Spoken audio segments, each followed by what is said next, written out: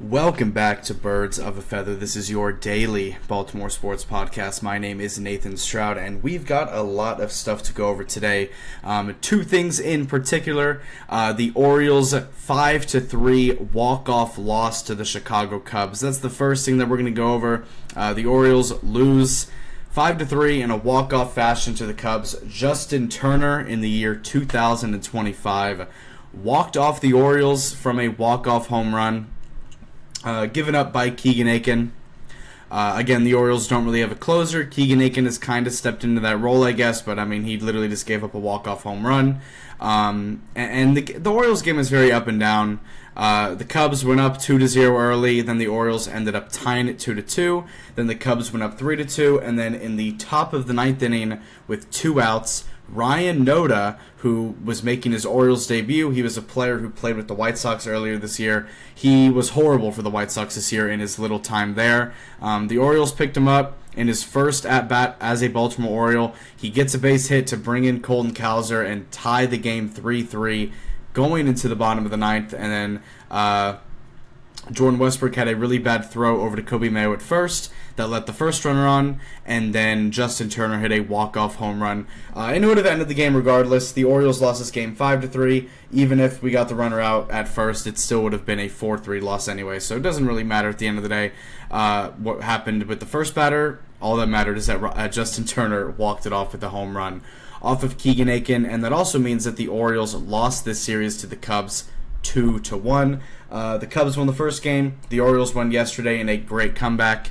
And then today, the Orioles were on the verge of, maybe going to extra innings, but unfortunately, that bottom of the ninth inning happened very quickly, and the Orioles lost this game 5-3. And they lost the series 2-1. And now we go into the next series starting tomorrow for the Baltimore Orioles, and we'll see what happens moving forward throughout this season. Again, if this was like a few weeks ago, then this walk-off loss would probably, affect me and a lot of other Orioles fans more. But at the end of the day, guys, we've seen everything this Orioles team has to offer. We know who they are. We've seen them lose in very heartbreaking ways before. So this is nothing new.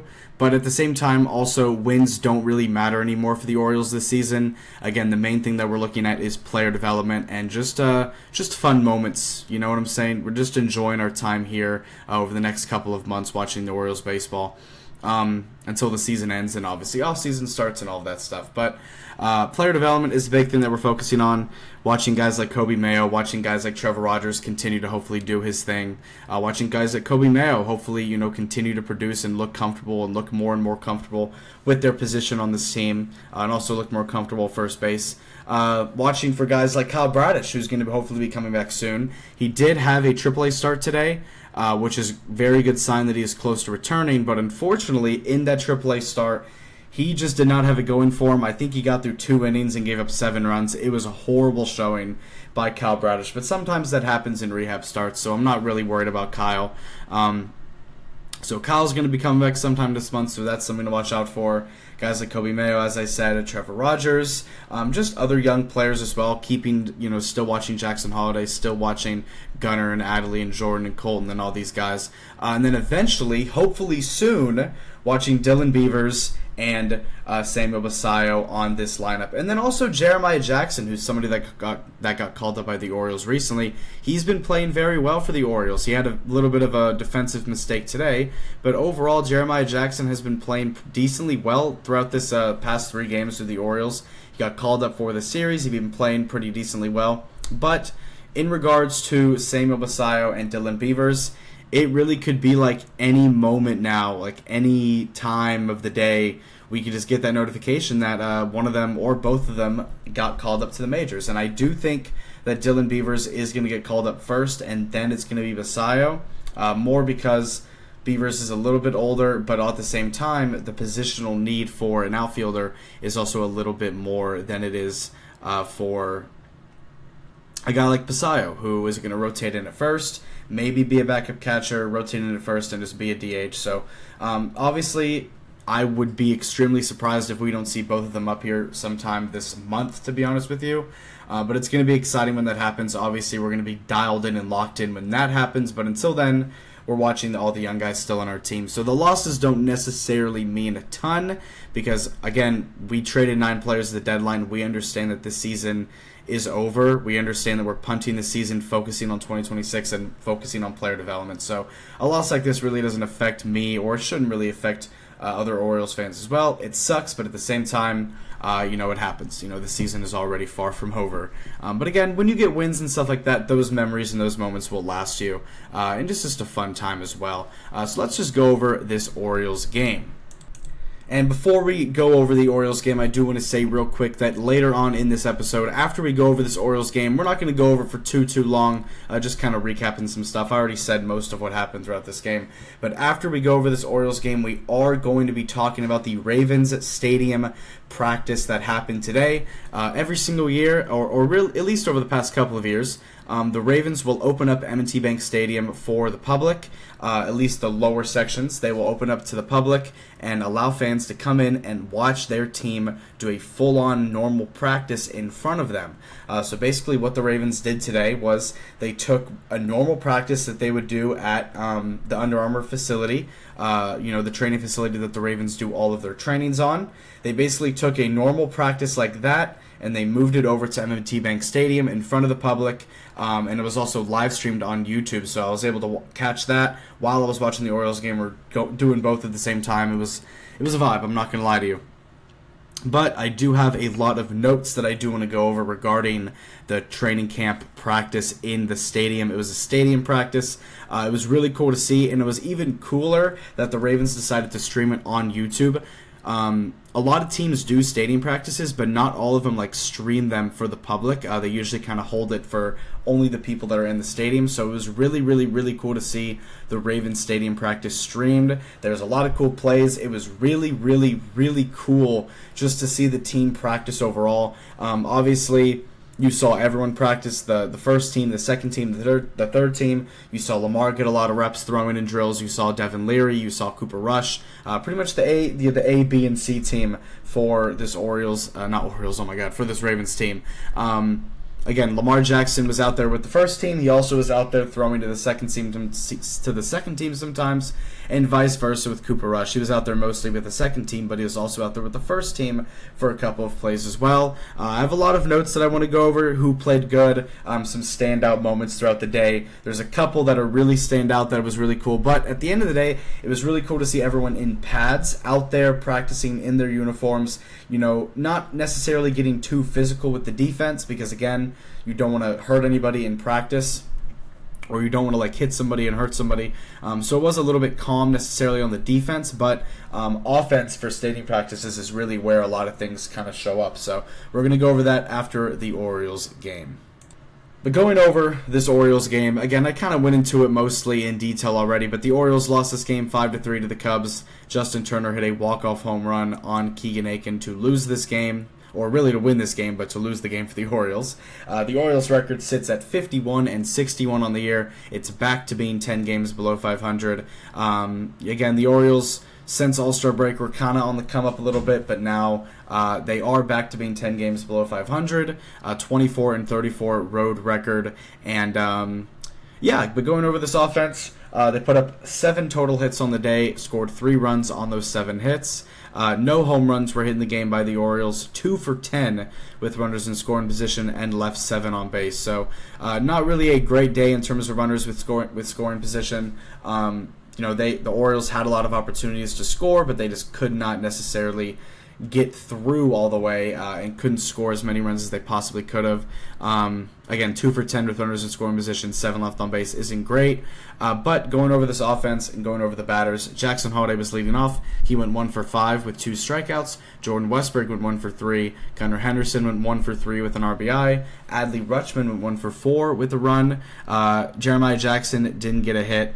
And then Colton Cowser went 2 for 4 with an RBI and a run scored. Shout out to Colton. He's been struggling a little bit recently this year, but it was really nice to see him go out there and have a nice 2 2-hit day. Dylan Carlson didn't get a hit. Kobe Mayo didn't get a hit. Austin Jackson didn't get a hit, but he did score a run. And then Ryan Noda came in as a pinch hitter and got a hit and an RBI, which ended up tying the game in the ninth, where they eventually would lose in the bottom of the ninth from a walk-off. But going over the pitching, Brandon Young got the start. He actually had a decent game today. The biggest thing with Brandon today was that he did get worked heavily today. Got through only 4.2 innings, gave up 5 hits, 2 runs, but neither of them were earned. The 2 runs early that the Orioles gave up were because of an error made by Jeremiah Jackson. But Brandon Young, 4.2 innings, 5 hits, 2 walks, 0 earned runs. But 2 runs, but neither of them were earned. Neither of them were necessarily his fault. And he also had 4 strikeouts on the day, an 80 pitch count across 4.2 innings. That's why he got pulled early, is just because he was getting a little bit worked in this game. But definitely an upgrade and a step up from his recent starts that Brandon Young has had. I do think that we're going to see Brandon Young a lot more soon, but to be honest, we might not, because Cade Povich should be coming back soon for the Orioles, and then also Kyle Bradish hopefully will be coming back within the next week and a half or so for the Orioles, maybe 2 weeks for the Orioles for Kyle Bradish, maybe sometime mid-August. But once Kyle Bradish comes back and Cade Povich comes back, there still is going to be that open spot, obviously, with Zach Eflin still on IL, so we'll see how the Orioles decide to kind of manage that whole thing.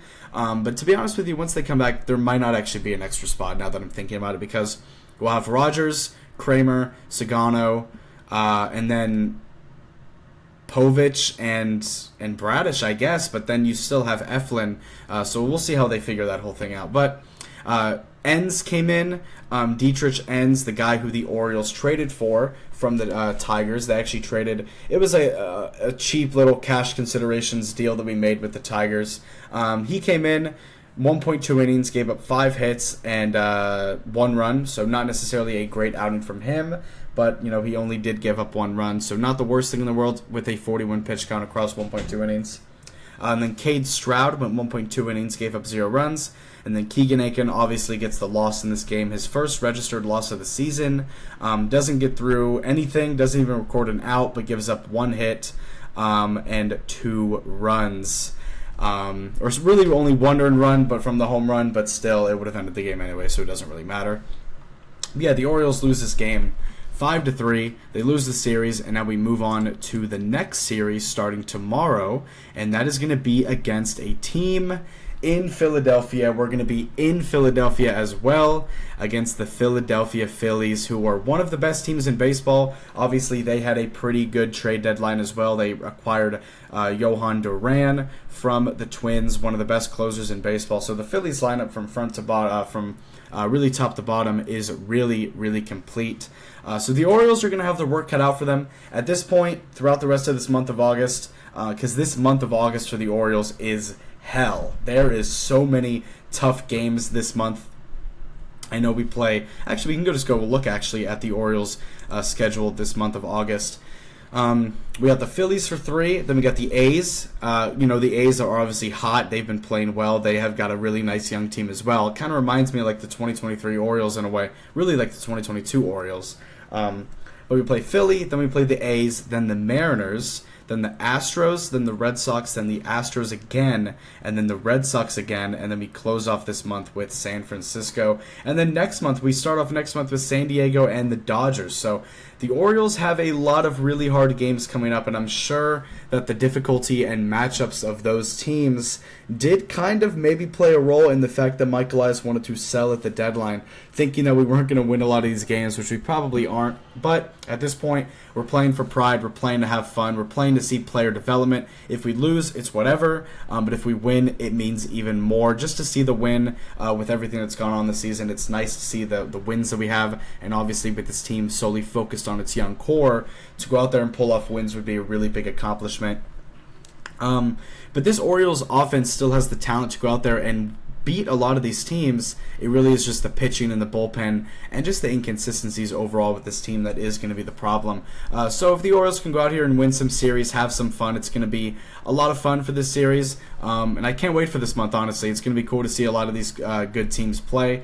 and hopefully the Orioles can also make a statement in a way against these great teams. But tomorrow, speaking of Cade Povich, as I was talking about, tomorrow is going to be actually the return of Cade Povich. He's going to be playing Jesus Luzardo for the Phillies.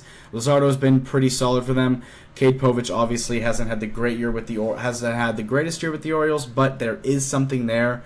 There is potential there with Cade Povich. We understand this, but hopefully, since coming up, like he's coming off of his IL stint, hopefully he can come back with a little bit of a vengeance, a little bit of a chip on his shoulder, and he can have a very nice next couple of months to end this season for the Orioles. Hopefully, Cade Povich, after coming off of IL, can play well. Hopefully he can make a statement in these next couple of months that are left in this season. But the last game that Cade Povich played was on June 15th, so it's been like a month and a half or so since he's last played for the Orioles, so this is going to be fun to see Cade Povich back in this lineup. But if we look at this series as a whole, it's going to be Povich, Kramer, and Rogers. Obviously, Trevor Rogers is a beast. It's going to be really cool to see him back out there for the Orioles on Wednesday. And then the Orioles have a day off on Thursday and then play the A's this upcoming weekend. But the next thing that I wanted to go over was some notes that I took and had throughout this Ravens training camp practice in the stadium. Obviously, the Ravens had a training camp in the stadium for the fans to see. As you can see, this video of Lamar Jackson running up to the fans who were there for him and there for the team to watch them. But I do have some notes on my phone that I do want to go over. The first thing that I do want to say is that Tyler Loop stole the show today. He made every kick he attempted. He went 9 for 9 from field goals, and he also hit a 60-yarder, which the crowd erupted once he hit that 60-yarder. It was really, really nice to see that. But Tyler Loop stole the show. Obviously, John Hoyland, who was an undrafted free agent kicker that we had on our roster, he actually got cut 2 days ago because John Harbaugh came out and said that Tyler Loop has played well enough to win the job. So Tyler Loop is the only kicker on the roster. He is going to win the job for the Ravens. He is the kicker for the Baltimore Ravens in 2025, 2026. But we knew that. We knew that whenever we drafted him. We just had to see how he played throughout training camp and stuff like that in preseason. We haven't gotten to preseason yet. That's going to be this Thursday. But Tyler Loop played excellent today in training camp. His first time playing in front of really a crowd, and his first time playing and kicking in M&T Bank Stadium. He went 9 for 9 today, hit a 60-yarder. He really stole the show. The chat on YouTube was going crazy every time he was making a kick. They were saying, "Loop, there it is." So that just might be the thing that people say once Tyler Loop makes a kick. It's going to be his little shtick whenever he makes a kick. So that's going to be really fun. Obviously, the Ravens and Ravens fans have been blessed to have Justin Tucker for so many years on their team with all the kicks that he's made. Obviously, everything off the field is very disgusting, we don't really want to get into the stuff that happened off the field. But in terms of a kicker, Justin Tucker was obviously incredible, and we all know this. But Tyler Loop is looking to come in and just slide in and take that job easily and just kind of be a very good replacement and be someone who could potentially be a great kicker for years down the line, just like Tucker was, and also just be someone who's going to be great this season as well in his rookie year. But another thing that I wanted to say was that Lamar Jackson looked very good. He looked agile as always, and he looked very nice on a certain QB scramble play. There was a play in training camp where Lamar, it was a designated QB run where Lamar kind of just dropped back, baited obviously the defense over to one side, cut over to the left, and just kind of was playing around the defense. The defense obviously knows that the defense knows that they cannot touch Lamar when it comes to training camp and practice and not being able to touch the QB, not being able to obviously hurt anybody. That is a big thing, is not going out there and hurting anybody. Because you don't want to be obviously responsible for, especially with a guy like Lamar, who is obviously your quarterback and someone that you're paying a lot of money. The defense knows that they couldn't really touch him, so Lamar was just kind of out there playing with them, doing little spins, running around, doing his thing, like the Lamar Jackson that we know and love as well. So it was really nice to see Lamar out there, having running plays, looking agile as always, looking great as he always does on the football field as we head into the season. And Lamar also made some very nice passes, had a very good deep ball to Keith Kirkwood, which we'll talk about in a second. But most of the passes that he was doing was just little quick slant routes, quick little short routes to Mark Andrews, to Zay Flowers, to Bateman, to D-Hop, to all these guys. It looked very well, very consistent, very good. The form looked nice. Everything looked good to go. Because another thing with training camp is like, obviously, it's been, a few months since there's been actual NFL action and everything like that, like NFL action in terms of training camp. So to see everybody come back, they might be a little bit rusty, but that's why training camp is a thing, to make sure that they're all good to go, to make sure everyone's fresh and ready to go to start the season. And then by the time the midseason hits, or really kind of mid to early season, that's when you really start getting into groove throughout the season. Another thing that I wanted to say was that the defense was playing with some good physicality. Obviously, you can't be too physical in training camp, but the defense today really was out there. They were talking their talk. They were playing good. They were playing good physical defense, but they couldn't be too physical. But for as physical as they could be, they hit that line as much as they could. So shout out to the defense. Shout out to Zach Orr as well for getting these boys ready. And then Keith Kirkwood. This is somebody that I wanted to talk about. The other day in training camp, Lamar Jackson had a 60-yard dime to him in the end zone, and I played a clip of that the other day on one of my episodes where I was talking about just a recap of the Ravens training camp. And today, you kind of got to see it in information. You kind of got to see it in front of you. And Keith Kirkwood today, he looked good in his reps every time the ball went his way. He always came down with it. And Lamar Jackson had a very nice little 35 to 40-yard pass to Keith Kirkwood. It was one-on-one coverage against Jair Alexander, and Keith Kirkwood got up and grabbed the ball and caught it in bounds. Great play by Keith, great throw by Lamar. And Keith Kirkwood's starting to get a lot of first-team reps as well. That's another thing that I was saying was he played a lot with the first team. Where's number 18 for the Ravens? And when you saw, number 4 out there with Zay, when you saw number 7 out there with Rashad, when you saw number 10 out there with D-Hop, when you saw number 89 out there with Mark Andrews, and when you saw Lamar out there, when you saw Derrick Henry, when you saw that whole first team for the Ravens, for I would say 80% of those first-team Ravens snaps, Keith Kirkwood was always lined up in the slot or lined up to go deep. And Keith Kirkwood, again, I don't know what his role is going to be with the Ravens this year. He might be some little secret weapon that I don't know of that the Ravens are going to use this year. We'll see. But from what I was getting as well, we did also see Devontae Walker running out there with the first team as well. He didn't necessarily play too much because he was dealing with a little bit of a soft tissue injury. But Devontae Walker was out there with the first team sometimes. Same with Keith Kirkwood. So maybe those guys can also play a very vital role for the Ravens this season. Also, Tylan Wallace. This receiving core is obviously very deep this season, and we can see guys like Tylan Wallace and Keith Kirkwood, and even guys like Devontae Walker as well. They can make an impact on this Ravens team as well this year. Another thing that I wanted to say was Mark Andrews looked great. He was getting a lot of balls from Lamar Jackson, a lot of short passes as well, and even some deep balls as well that he came down with as well. But Mark Andrews looked great. He was, putting his shoulder down and ramming into people and doing his thing. But there was plays even when they were tackling Mark Andrews, and then he would bust through the hole and run all the way down to the end zone just to get the crowd hype as well. So it was cool to see Mark Andrews out there with a smile on his face. As we know, everything that happened last year, all the stuff that went on in the postseason and all of that. But at the end of the day, Mark Andrews looked great in this training camp. And he's looked good all training camp as well. Obviously, with Isaiah likely hurt as well, he's going to have to take an extra step up and be really that main guy that he's been over the past few years for the Ravens. Another thing that I wanted to say, Derrick Henry still looked great. Found a couple of holes early in the run drills. Derrick Henry, obviously, we know who Derrick Henry is. He's gone through so many of these training camps, but he looked great as always. Kyle Hamilton had a really nice pass breakup on a deep ball that Lamar threw. Lamar was throwing a deep ball to Rashad Bateman, and Kyle Hamilton had a great pass deflection and pass breakup. And then the last thing I want to say is over 25,000 people showed up to watch this in-person training camp at the stadium. The vibe seemed great, and everyone was so cool. And it was also really cool to see everyone practicing live with it being streamed on YouTube. So the vibes at Ravens training camp in stadium were great. I think they were mentioning on the broadcast that they are going to do another one of these this year. So maybe a couple weeks before the season starts, we'll see. Obviously, Obviously, preseason does start this Thursday for the Ravens, which we're obviously going to be going over in depth and in detail. That's going to be technically the first Ravens game we're actually going to be going over on this channel and on this podcast. So that's going to be very fun. So make sure to stay tuned for that this Thursday night. But I don't know if they're going to do another one of these. If not, this one was a great success and the vibes were great. And Ravens football really is right around the corner.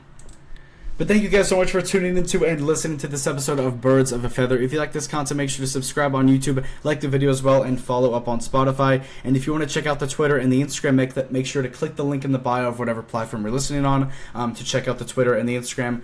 On Instagram, I just post updates on every single time a video is uploaded, and then on Twitter, it's live updates to everything. I was posting live little Twitter updates on that Birds of a Feather Twitter account about everything going on during the stadium practice. I was posting little live updates about like Tyler Loop and DeAndre Hopkins and all that stuff. So make sure to give that a follow. I also post live updates and reactions to everything on there, Orioles related, Ravens related, everything. So make sure to check that out. And again, I appreciate all the support that you guys have given me. I'll have an episode up sometime tomorrow night talking about the Orioles and Phillies game 1 of that series, and then anything Ravens related that's going on as well. So I'll see you guys tomorrow. You have a great day. Go Ravens, and I'll see y'all later. Peace out.